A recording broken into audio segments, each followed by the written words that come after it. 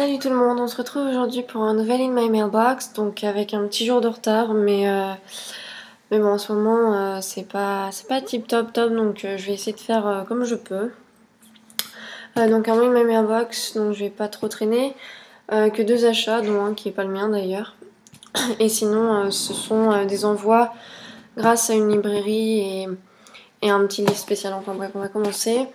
Donc un petit partenariat avec une librairie qui s'appelle la librairie Dialogue et qui m'a envoyé quelques livres, enfin pas mal d'ailleurs. Donc il y a un concours de circonstances d'Amy Waldman. Donc moi j'ai les épreuves non corrigées mais il est déjà sorti le 7 juin 2012. Donc n'hésitez pas à vous le procurer. Moi je l'ai lu en anglais, je vous en avais parlé sur le blog, c'était The Submission. Je savais pas du tout qu'il était sorti en France et puis je suis tombée dessus et du coup je voulais voir ce que ça donnait en français. À mon avis, bon, j'ai déjà lu donc ce sera vraiment une lecture en plus quoi. Mais j'avais vraiment aimé, c'était un coup de cœur pour moi et je vous le conseille énormément. C'est de la lecture contemporaine, c'est post 911 donc comme vous le savez j'adore cette... Enfin j'adore.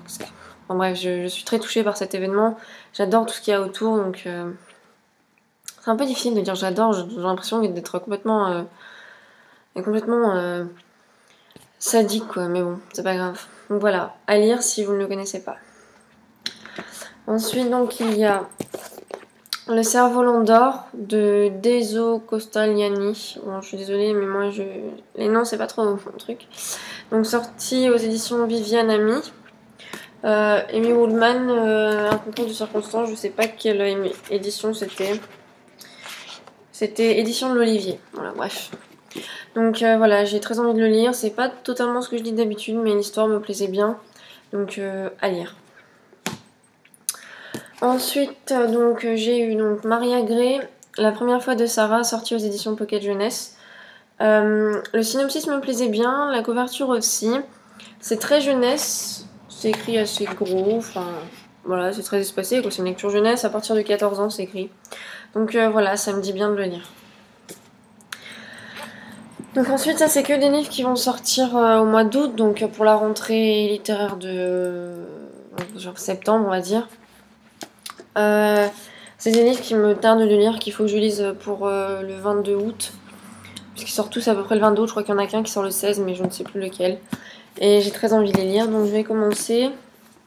Donc Mécanique du ciel de Tom Beloff, aux éditions Calman Levy. Donc moi je trouve que la couverture est très belle, le synopsis me plaît beaucoup. Et voilà, c'est pas du contemporain je pense, parce que l'histoire ça se déroule au 19e siècle et tout ça, mais à mon avis, ça va être très très beau. C'est écrit assez petit. Mais bon, ça devrait aller. Il n'y a que même pas 300 pages. Donc, c'est ceux qui viennent après qui sont plutôt... Voilà, ça risque d'être compliqué, mais bon. Donc ensuite, il y a 120 journées de Jérôme Noiret. Donc là, vous voyez, pareil, le 22 août, celui-là. Donc aux éditions Calman Lévy encore.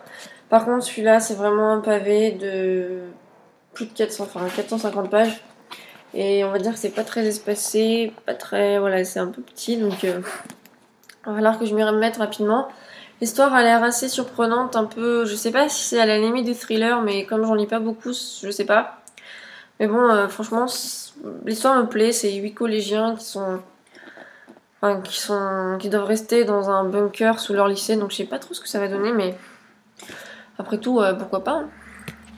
Donc ensuite, un autre que j'ai très envie de lire, c'est Kaluki Nights de Howard Jacobson. Et déjà, la photo me rappelait un peu tous les genres de portraits que faisait Robert Doisneau, tout ça. J'aime beaucoup ces genres de photographies. Et pareil, la quatrième de couverture me plaisait énormément, donc à voir. Et ensuite, la dactylographe de Mr. James de Michiel Heinz. Paris aux éditions Philippe Ray, qui sortira aussi le 22 août, je crois. Donc en fait, c'est l'écrivain Henry James et apparemment donc il engage une nouvelle secrétaire et je sais pas, à mon avis elle va devoir taper pour lui, donc voilà, ça a l'air assez intéressant. J'adore la littérature anglaise aussi, donc ça devrait le faire. J'avais oublié celui-là également, donc c'est La sélection du prince charmant de Agnès de Lestrade, pardon, paru aux éditions Sarbacane.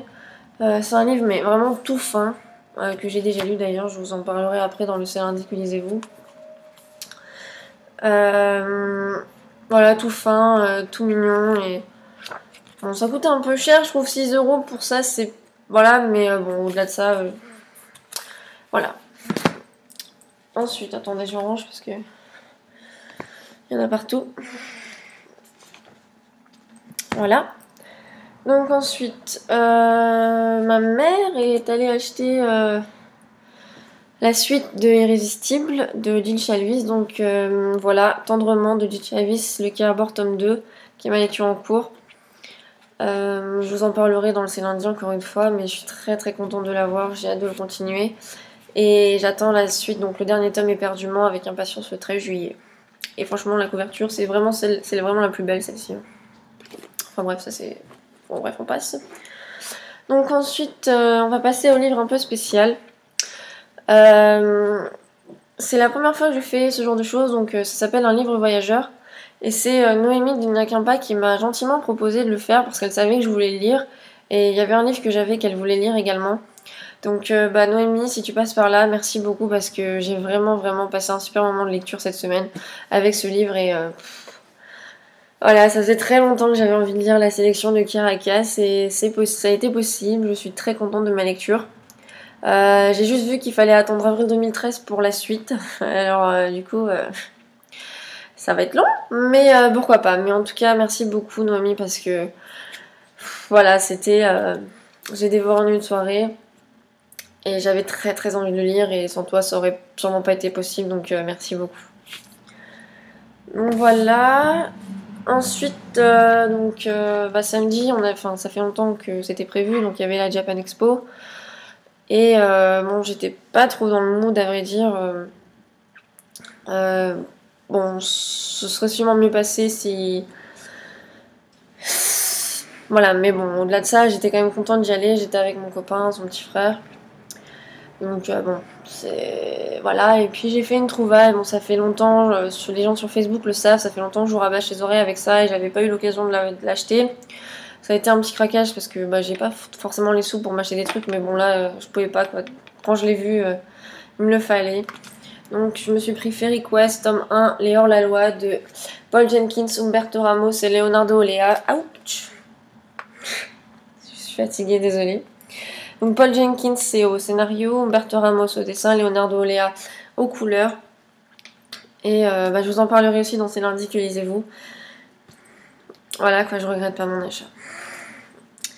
Et ensuite quelques petites choses, donc je vais vous présenter un truc que j'avais... En fait j'avais gagné sur le Facebook de Ruth Warburton, je sais plus c'est quoi son nom. Je crois que c'est ça le nom de l'auteur. En fait, elle a écrit A Witch in Winter et A Witch in Love qui vient de sortir, je crois. Et ça fait longtemps que j'aimerais lire donc son roman, bien qu'il soit sorti il n'y a pas très longtemps en fait. Donc bon, ça fait 3-4 mois quoi. Et j'avais participé donc à son concours pour gagner le tome 1 et 2 dédicacé. J'ai pas gagné le tome 1 et 2 dédicacé, mais j'ai gagné une petite carte dédicacée. Donc voilà déjà l'enveloppe qui est toute mignonne. Pareil derrière. Voilà, franchement, je vais la garder. Et donc voilà, c'est la carte du deuxième tome. Ah bah il est là le prénom. Ruth Warburton. Burton, je sais pas. Et donc la petite dédicace derrière. Donc voilà, j'ai hâte de lire ces livres, mais franchement ce sera pas pour tout de suite je pense. J'ai assez de choses à lire comme ça. Et donc à la Japan Expo, alors déjà ils donnaient des trucs mais ça m'a fait rire, je les ai pris parce que j'ai pas encore fini la deuxième saison, troisième. Je crois que c'est le troisième, ouais. Mais voilà, ils donnaient des petits éventails Vampire Diaries, comme ça. Et j'ai réussi à avoir les 3 personnages principaux, puisqu'il y en avait 3 différents. Voilà. Donc pour ceux qui aiment Vampire Diaries, je vais pouvoir me... Vous voyez, c'est pas mal. Mais bon, étant donné qu'il fait moche, pour l'instant, ça va me servir à grand chose. Et puis ensuite, il y avait des petits marque-pages, bon certains que j'ai payés, d'autres que j'ai eu. toute façon, on voit tout de suite les marque-pages qui ont été payés et ceux qui n'ont pas été payés. Donc, ceux qui n'ont pas été payés que j'ai trouvé sur des stands, il y avait celui-là, que je trouve très joli quand même. Donc, en fait, c'était sur le stand de BD Buzz. C'est une application pour les tablettes, pour classer et lire des BD, des comics, tout ça, je crois, il me semble. Donc voilà, celle-là, celle-ci et celle-ci. Donc voilà, c'est sympa. Ça ajoute à la collection. Et ensuite, dès que j'ai acheté, que j'ai trouvé très beau. Donc il y a tout d'abord Sora de Kingdom Hearts, que j'adore. Magnifique. Après ça, c'était vraiment juste trop mignon. Je suis désolée, mais moi, les trucs de bébé et les trucs d'enfant, je trouve ça juste adorable. Donc, comme j'ai encore mon âme d'enfant, ben, dès que je vois ça, ça me... Voilà. Et ensuite, j'ai trouvé des marque-pages qui me... Enfin, j'ai été assez contente. C'était très... comment dire, enfin original, mais j'ai trouvé ça vachement bien. En fait, c'est des marque-pages, mon manga, des 7 péchés capitaux. J'en ai pris que 4 hein, parce que ça coûtait quand même, c'était pas donné. Donc là, c'est la luxure, que je trouve très beau. Là, c'est l'orgueil. En fait, il y avait une deuxième partie, c'était un diptyque avec l'homme à côté. Mais j'ai pas pris l'homme parce que je trouvais pas forcément superbe. Ensuite, il y a l'avarice. Et la gourmandise, que j'aime beaucoup aussi. Voilà. Donc, vous voyez, un long Emmanuel Box encore une fois, mais que de bonnes choses. On se retrouve après pour le C'est lundi que lisez-vous. Et donc, je vous dis à tout à l'heure. À tout de suite même. Bye.